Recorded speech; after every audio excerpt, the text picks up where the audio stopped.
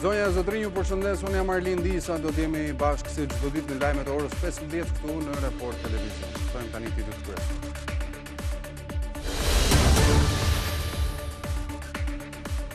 Dritijet shumë të ambirolin e kryeinfermierit të burgut të Durrësit Aulon Çuku në aratisjen e Altin Docit nga spitali i dyshuar për vrasje dhe përfshirje në organizatën kriminale të Çopjave. Sipas prokurorisë Çuku, rezulton të jetë personi që ka nisur dhe më pas ka ndjekur të gjitha procedurat për transferimin e Ndocit nga burgu në spital pa kontaktuar më parë mjekun që do të duhet ta vizitonte. Kryebashkiaku Erion Velia i paditi në gjykatën administrative institucionin e presidencës të viteve 2007-2012 dhe prokurorin e dosjes hetimore ndaj tij Olz Dado. Velia i kërkon shpalljen e pavlefshme të dekretit të presidentit Bamir Topi për emërimin e tij si prokuror në vitin 2008, sepse në atë kohë Dado sipas tij nuk kishte kryer shkollën e magjistraturës, kriter detyrues për ushtrimin e funksionit. Velia i kërkon KLP-s shkarkimin e prokurorit posaçëm. Sali Berisha thotë se opozita nuk do t'ullet në tryezën e reformës zgjedhore dhe territoriale me socialistët, por do të krijojë komisionet e saj paralele. Qëndrimi vjen si përgjigje ndaj lëvizjes së socialistëve, të cilët propozojnë ndryshimin e formulës së komisioneve për të marrë shumicën e vendeve në to si një mënyrë për të shmangur bllokimin e punës në rast se PD vijon bojkotin. Urgjencat e vendit mbushen çdo ditë nga pacientët që kërkojnë ndihmë mjekësore për shkak të gripit, virozave dhe COVID-19. Situata paraqitet problematike edhe në Lezhë, aty ku këto ditë janari janë paraqitur 1000 të vegjël të prekur kryesisht nga gripi i tipit A. Mjekët thonë se kjo sëmundje nuk po kursen as foshnjat, ndërsa 3 fëmijë në gjendje të rëndë janë sjellë për mjekim të specializuar në Tiranë. Liderët evropian zhvilluan një mbledhje të jashtëzakonshme të Këshillit Evropian në alarmin e marrëdhënieve të tronditura me Shtetet e Bashkuara të Amerikës pas firmosjes së statutit për bordin e paqes nga Donald Trump në Davos. Brukseli shpreh dyshime për disa elemente të statutit të tij. Megjithatë, kreu i Këshillit Evropian Antonio Costa u shpreh i gatshëm që Evropa të bashkëpunojë me Washingtonin për një bord paqe që do të ushtrojë misionin si një administratë tranzitore, sidomos në Gaza.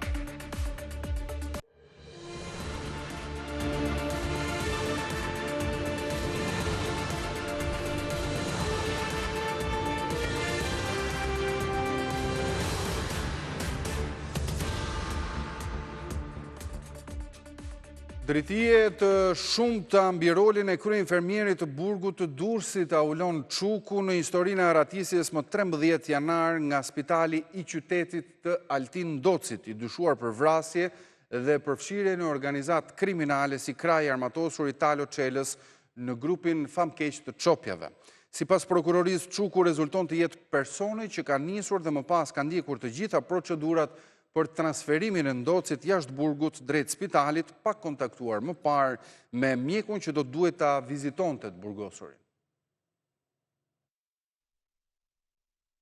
Zanafilla e aratisjes së Altin Docit më 13 janar është vendimi i autoriteteve të burgut të Durrësit për ta shoqëruar atë në spitalin e qytetit. Sipas prokurorisë, kryeinfermieri Aulon Çuku ka kërkuar rekomandim për pacientin e paraburgosur nga mjekja e burgut, Yrfete Sema. Kjo e fundit hartoi rekomandimin pa i bërë vizitë Ndocit, duke sqaruar se ishte kryeinfermieri që e vuri në dieni se Ndoci kishte dhimbje veshkash.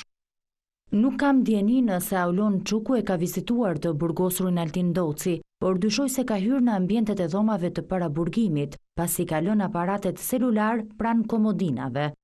Nga ana e tij, Çuku mohon ta ketë takuar në mjediset e izolimit Ndocin, ta ketë vizituar atë apo ti ketë kërkuar mjekes Sema rekomandim për vizitë. Sipas tij ka qenë mjekja që ja ka dhënë vetë rekomandimin, ndërsa prokuroria në dyshimet e saj për rolin e kryeinfermierit ofron si element shtesë dhe faktin se nga mbikëqyrja e kamerave të sigurisë në burgun e Durrësit vihet re një ndërveprim i dyshimt midis tij dhe drejtorit tashmë të arrestuar, Indrit Cerloi, por edhe në këtë rast Çuku ka mohuar të ketë patur kontakt me drejtorin e burgut në intervalet e kohës së pretenduar nga hetimi.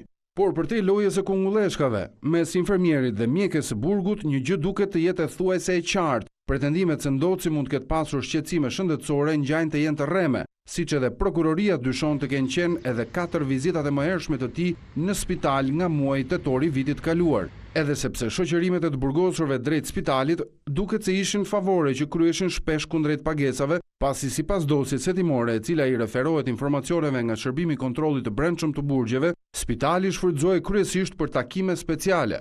Vetë kryeinfermieri ka treguar se nuk ka pasur dieni për urgjenca shëndetësore të Altin Docit, as mëngjesin e 13 janarit kur e shoqëruan në spitalin e Durrësit. Megjithatë, roli i tij i mëparshëm ngre disa pikpyetje. Mjekja Sema ka shpjeguar se Auloni komunikon me spitalin për realizimin e vizitave ose konsultave, ndërsa prokuroria në dosjen e saj vë në dukje se Kryeinfermieri para shoqërimit të burgosurit nuk e ka njoftuar mjekun e planifikuar për vizitë mjekësore në mënyrë që të merreshin masat për kryerjen e vizitës në kohë. Sipas rekomandimit, Ndoci do të duhej të vizitojë në spital nga një mjek kirurg. Atë ditë në shërbimin e rojës ishte kirurgu Naim Mediu. Ky i fundit ka treguar përpara oficerëve të policisë gjyqësore se rreth orës 10:30 më ka kontaktuar në telefon Aulon Çuku, i cili kërkoi konsult për një të burgosur, me të cilin gjendej në ambientet e spitalit në atë moment. Kirurgu dhe Çuku janë takuar më pas tek recepcioni i spitalit. Bazuar në rekomandimin e mjekes Sema se Ndoci kishte dhembje barku dhe mesi, kirurgu ka treguar se kishte rekomanduar që pacienti të merrte 4 ilaçe që shërbenin për ta qetësuar dhe pas një intervali do shkonte ta vizitonte.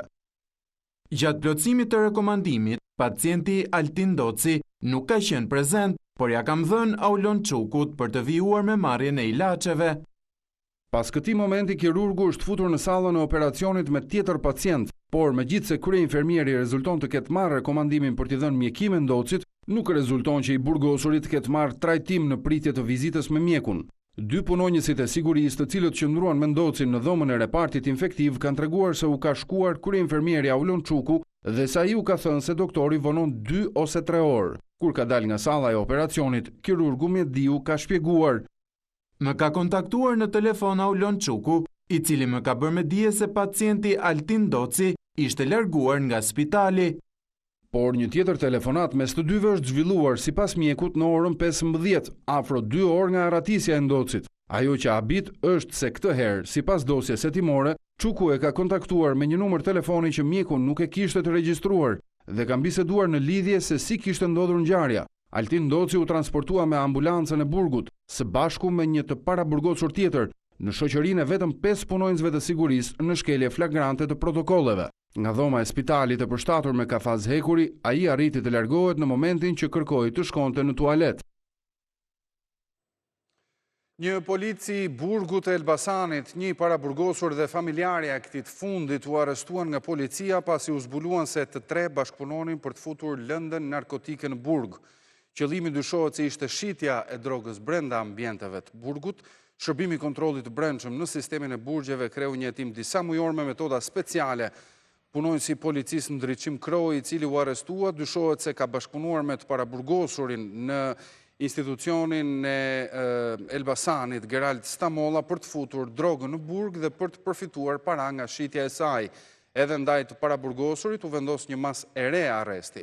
Hetimet zbuluan se lënda narkotike futej në ambientet e Burgut në Elbasan përmes një familjare të paraburgosurit.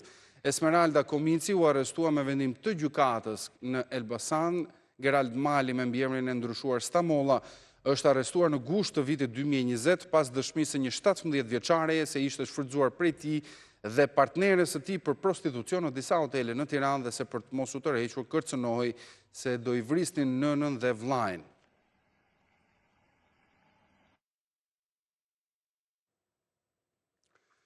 Kryebashkiaku Erion Velia i pa ditë në gjykatën administrative institucionin e presidencës të viteve 2007-2012 dhe prokurorin e dosjes hetimore ndaj tij Ols Dado. Velia i kërkon shpalljen të pavlefshëm të dekretit për emërimin e tij si prokuror në vitin 2008, sepse në këtë kohë Dado nuk kishte kryer shkollën e magjistraturës, kriter detyrues ligjor për ushtrimin e funksionit. Kryetari në paraburgim i Bashkisë së Tiranës Erion Velia i pa ditë në gjykatën administrative institucionin e presidentit e Republikës përkatësisht të viteve 2007-2012 dhe prokurorin e posaçëm Ols Dado. Në padinë e datës 20 janar, Velia i kërkon shpalljen të pavlefshëm të dekretit të presidentit për emërimin e Ols Dados nga noter në prokuror në vitin 2008. Sipas padisë, emërimi i prokurorit nga presidenti është bërë në kundërshtim flagrant me ligjin, me argumentin se në momentin e dekretimit, Olz Dado nuk plotësonte kriteret e detyrueshme ligjore për të ushtruar këtë funksion, sepse ai nuk kishte kryer shkollën e magjistraturës. Për rastin, kryebashkiaku i drejtohet edhe Këshillit të Lartë të Prokurorisë, duke i kërkuar të marrë vendim për përfundimin e menjëhershëm të statusit të magjistratit dhe ushtrimit në mënyrë të paligjshme të detyrës së prokurorit në fjalë. Në padi theksohet se si subjekti drejt për drejt i procedimeve penale të iniciuara nga prokurori Olz Dado i ekspozuar ndaj pavlefshmërisë, të gjitha veprimet penale të kryera ndaj Erion Veliajt,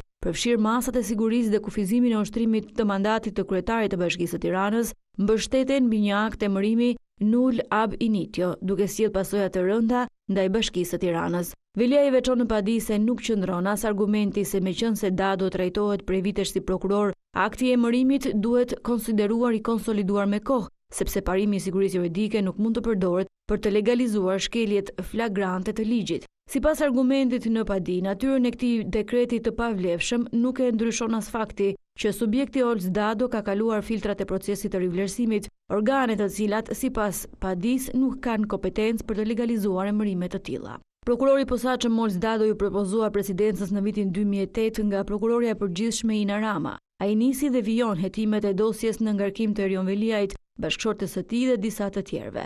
Kryebashkiaku ndodhet në paraburgimin e Durrësit prej dhe shkurtit të vitit 2025 në akuzë për veprat penale të korrupsionit pasiv dhe pastrimit të parave. Sali Berisha thot se opozita nuk do t'ulet në tryezën e reformës zgjedhore dhe territoriale me socialistët, por do të krijojë komisionet e saj paralele. Qëndrimi vjen si përgjigje ndaj lëvizjes së socialistëve të cilët propozojnë ndryshimin e formulës së komisioneve për të marrë shumicën e vendeve në to, si një mënyrë për të shmangur bllokimin e punës në rast se Partia Demokratike vijon bojkotin. Me Edi Ramën nuk ka asnjë bashkëpunim. Ka vetëm betejë. Ndërsa mazhoranca dha sinjalin e parë se puna në komisionet e posaçme të reformës territoriale dhe zgjedhore do të vijojë edhe pa opozitën në rast se nuk do të ulen në tryezë, Berisha paralajmëron tryeza paralele vetëm me të tijët. Ne krijojmë komisionet e reformës territoriale me forcat opozitare dhe reformës zgjedhore me forcat opozitare. Në kuvend nuk ka asnjë hapësirë ligjore për ta bërë realitet këtë skenar të Berishës, ndaj e vetmja mënyrë që i mbetet opozitarëve janë tryezat e punës në seli.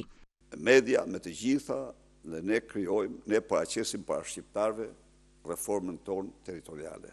Jashtë parlamentit? Do bëjmë reformën e vërtet. Jo, janë deputet ata që do e bëjnë. Deputet tanë. Domthonë zoti Bylyk Bashi dhe zoti Luciano Boçi do t'jenë ata që do të kryesojnë komisionet nga ana e Partisë Demokratike, se do jetë bashkë me opozitën, por reformën territoriale dhe reformën zgjedhore. Ky skenar i ri ishte përgjigje ndaj lëvizjes më të fundit të socialistëve. Komisioni i Reformës Territoriale u mblodh të njëjtën dhe vendosi t'i propozojë seancës plenare ndryshimin e projekt vendimit për mënyrën e funksionimit të komisionit. Të ndryshe, PS ndryshon formulën e përbërjes së komisioneve dhe merr shumicën. Dashamirësia e majorancës dhe kuvendit për të krijuar barazi dhe bashkëkryesi është kthyer tashmë një mekanizëm bllokimi për vimësin e punës. Ti kërkojmë kuvendit ndryshimin e vendimit të krijimit të komisionit, në mënyrë që koncepti i paritetit dhe bashkëkryesisë të mos jenë më si koncepte në vendimin e krijimit të komisionit. Opozita po ndjek të njëjtin skenar si në 2015, kur bojkotuan punën e Komisionit të Reformës Territoriale dhe lanë të vetme në tryezë mazhorancën socialiste, e cila miratoi variantin aktual me 61 bashki.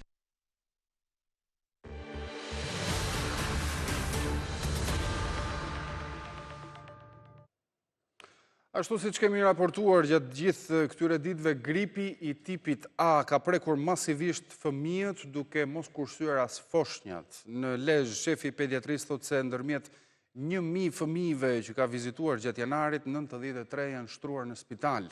Ndërkohë 3 fëmijë në gjendje të rëndë janë transportuar në QSUT. Mjeku u bën thirrje prindërve që të mos neglizhojnë simptoma si temperatura e lartë apo kolla. Ulja e temperaturave ka rritur numrin e fëmijëve të prekur nga virozat dhe gripi sezonal në Lezhë. Rreth 1000 pacient kanë kërkuar ndihmë në urgjencën pediatrike gjatë 20 ditëve të fundit, ku 63 prej tyre janë shtruar në spital. Mjeku pediatër Bardhok Gjoka thotë se 3 raste kanë qenë në gjendje të rënduar dhe janë dërguar për mjekim të specializuar në Tiranë, ndërsa nuk mungojnë as fëmijët e prekur nga SARS-CoV-2. Flasim për janarin, kemi rreth 1000 paraqitje në urgjencë. Nga këta 92 kemi shtruar në spital, kemi pas nevojë për transferim në Tiranë 3 transferime, 3 pacientë që me një bërgëllit grave, që ishte me disne, formë ranë, një temperaturë e zgjatur që nuk po dominoi nga të para është Haemophilus influenzae grupi A me shenjat të rrugëve të sipër respiratore, me temperaturë të lartë, me koll, me sekrecione rinale dhe virusi respirator sincicial karakterizohet me infeksionin e poshtë rrugëve respiratore që janë forma më të rënda, sidomos ke bebet e vogla, që kanë me vështirësi në frymëmarrje, me temperaturë të lartë, nuk merr xhirin, me dispne, me cianoz, me ulje të saturimit të oksigjenit, që jemi detyruar të shtrim në spital. Fluksi i fëmijëve të prekur nga virozat dhe gripi pritet të jetë i lartë edhe në javët në vijim. Ndaj bluzat e bardha apelojnë për kujdes maksimal që virusi të mos përhapet. Ndërkohë, në Spitalin Rajonal të Lezhës, urgjenca pediatrike është funksionale për gjatë 24 orëve, bashkë me personelin e nevojshëm mjekësor. Kemi mbërritur në fund të këtij edicioni informativ me këto lajme. Unë ju falenderoj për vëmendjen, bashkë mirupafshim.